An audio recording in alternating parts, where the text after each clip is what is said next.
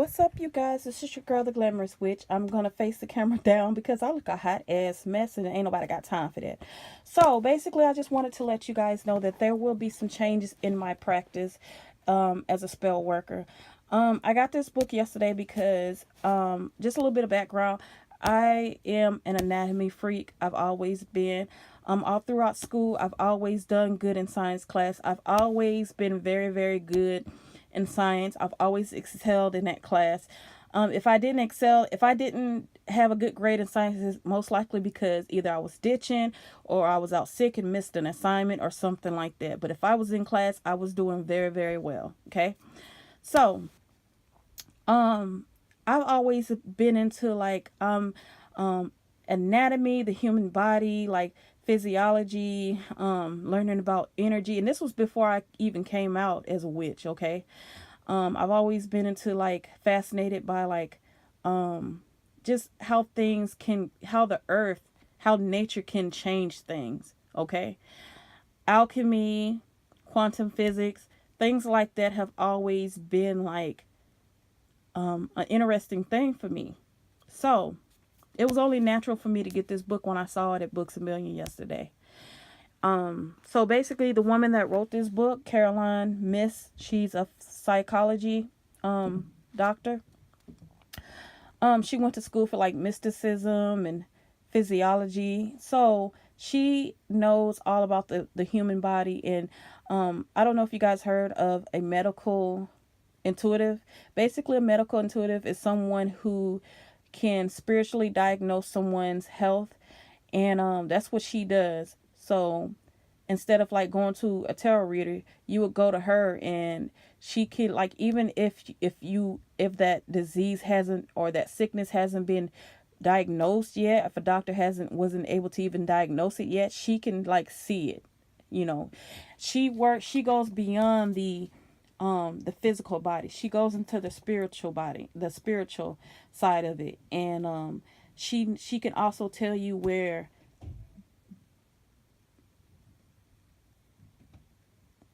this she could tell you where this James. Oh. She could tell you sorry. She could tell you where the sickness comes from. She goes into the spiritual side of it, and she can just tell you how the sickness, like cancer or anything, was even brought onto a person. She goes pretty fucking deep, goes deep. Okay, so I've only read a few chapters, and I am in love with this book. I could not put it down. So it just kind of sparked something in my mind, because last night I woke up.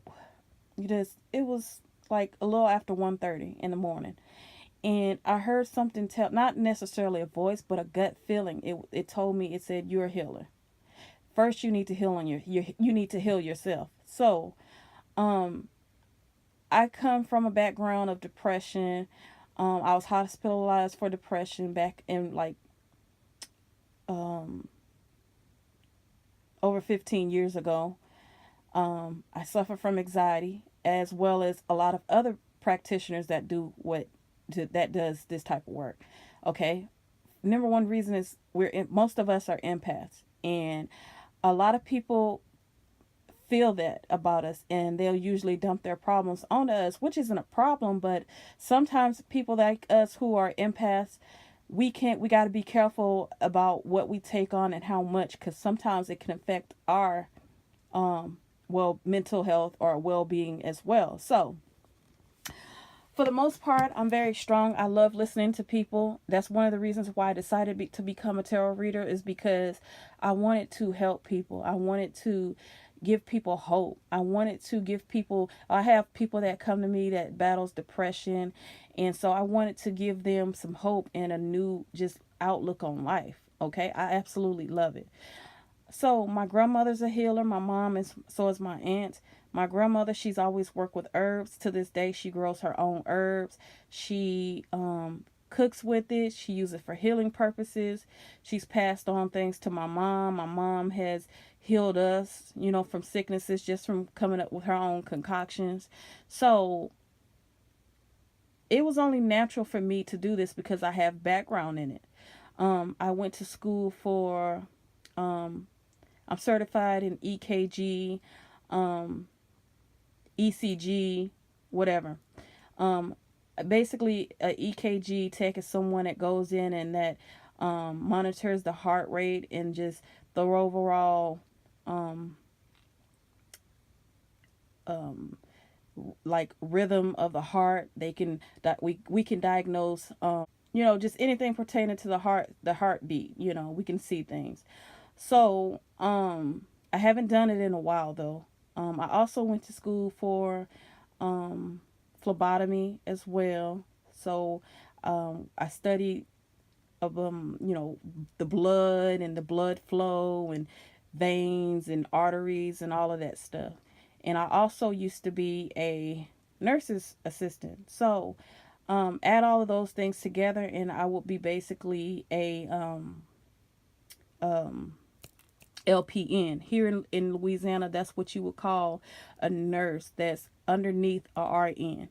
So that's basically what I did. Okay. So I've I wanted to go to school back then when I was younger for to be an anesthesiologist, but I'm absolutely horrible in math. So that kind of gave me that fear like, no, I can't do it. So that's the reason why I didn't do it. If it hadn't been for that, then I probably would have gone to medical school, did everything I had to do. So I said, you know what, then I'll just work as a spiritual practitioner, because at the same time, I'm still working with people. I'm still working with energies.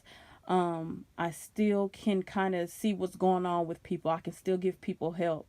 I can still work with the science part of it. So that's the reason why I'm doing what I do now. Okay. So it's natural for me. It's a natural thing for me. So I just went ahead and just went to cosmetology fashion design school because I said, you know what, maybe that's just not my path to work in the medical field, you know. And when I was in cosmetology school, we learned a lot about anatomy and the science part of it before we even got to the creative side of it. So I learned quite a bit in cosmetology school as well. And I went to a really really good cosmetology school, and I went to cosmetology school in Ohio. So with my background, my family, my aunts, I have an aunt who's also a witch. She's always worked with spirits. She has Ouija boards. She went to New Orleans to get different oils to heal people with. So I am a natural healer. Okay, the only thing is, people associate me with being a dark worker. When I even first came out on Instagram about being a witch, um, that's what I would say. And you guys can go on my Instagram page right now. I always felt like it wasn't right to associate anything, just the word dark, with anything evil. I just felt like that was wrong. I didn't like that at all. Because when you're working with energy, any type of manifestations come from dark energy. Dark energy is needed to manifest, okay? The moon, the sun, everything, life was created from the darkness. In order for light, there has to be darkness because light comes from darkness. So when people say, oh, you're a dark witch, when I call myself a dark witch, it has absolutely nothing to do with doing evil spells. I just feel like if you're doing something evil or something intentionally to hurt someone, that's just what it is. It has nothing to do with light and dark. So that light witch and dark witch bullshit, I just don't believe in that. I don't like it. I hate it. I hate the term. I, because of the fact that I'm so dark and mysterious, I wear a lot of black. My fingernails are always black. I'm borderline gothic. So people would always associate me with being a dark witch, aka a witch who does spells like curses and hexes and stuff like that. Even though I have done those spells in the past, that's not what I want to be just solely known for. Okay. I've done, to be honest with y'all, I've done more um spells to help someone in a positive way than I've done negative spells. Like I've done more love spells, I've done more healing, more banishing, and I don't really consider banishing to be anything evil because you're not necessarily hurting someone, you're just sending that person away. So I've done more of those spells, to be honest with you, than I've even done curses. Okay. So people would automatically, even including like other witches too, they would kind of put me in that box to be like this big dark worker, and this person that's just living the left-handed path. And when I say my interpretation of the left-handed path is probably different from other people. I don't really believe in the devil, so I don't worship the devil. I'm not a devil worshiper or I'm not a Satanist or anything like that. I feel like I have more power than the devil. That's just me. But when I say that I'm taking the left-handed path, it simply means that I'm going against the norm, okay? A lot of people, if they're Christians out there, they feel like if you're doing anything, spell work, witchcraft, no matter if you're doing good works or bad works, you're still doing wrong. That's what they feel. Okay? It doesn't matter what kind of spells you're doing. They still feel like it's all wrong. So that's the reason why I say I call myself following the left-handed path, because I'm living my life the way I want to live it. I'm not living my life the way that a lot of people think I should live it. Okay? I've always been a rebel. My mom would tell you that. I've always went against the grain. That's just me. That's just who I am. I'm going to do what the fuck I want to do at the end of the day. Okay? So I write left-handed, even though that writing left-handed really doesn't have anything to do with anything, but still. So when I say I'm taking the left-handed path, it has nothing to do with being demonic or evil or satanic or anything like that. It's just basically me living my life, doing what the fuck I want to do, going against what society thinks is right. Okay? So I don't want it to be necessarily put in a box. I don't like being put in a box. Okay? I'm going to continue to be very dark as far as, some of the things that I like to wear, my personality. I'm always going to be a rebel. Okay? That will never change. But don't necessarily, I don't want to be known as a evil spell worker because I like skulls, because I like black, because I like piercings, because I curse, I say curse words or whatever, or because I curse people. That has shit nothing to do with it. I like skulls just because I'm an anatomy freak. I love the human body.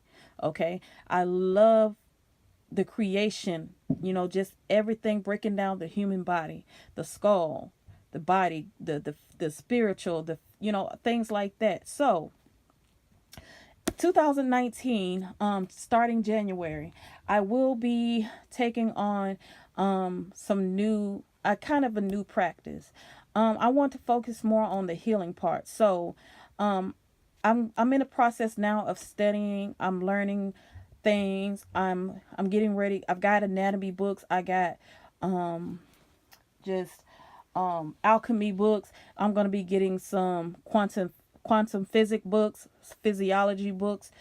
I just want to break it down and learn about energy, learn about, different things of that nature. So, starting 2019, I will be moving more so towards the healing side of things. I'm revamping some of my older spells, like my healing spells. I'm just really going to do just a thorough cleansing of what I already have and just kind of grow things and write some new things, learn about new things. And that's what I'm going to do next year. I hope to work with a lot of, my goal is to heal people from cancer, depression, anxiety, just any type of disease. Okay. So that's what I'm moving forward towards. Will I still do a curse in the future? Maybe. Depending on how well and how successful I am at the healing part of doing spell work, I might stick with that and do that.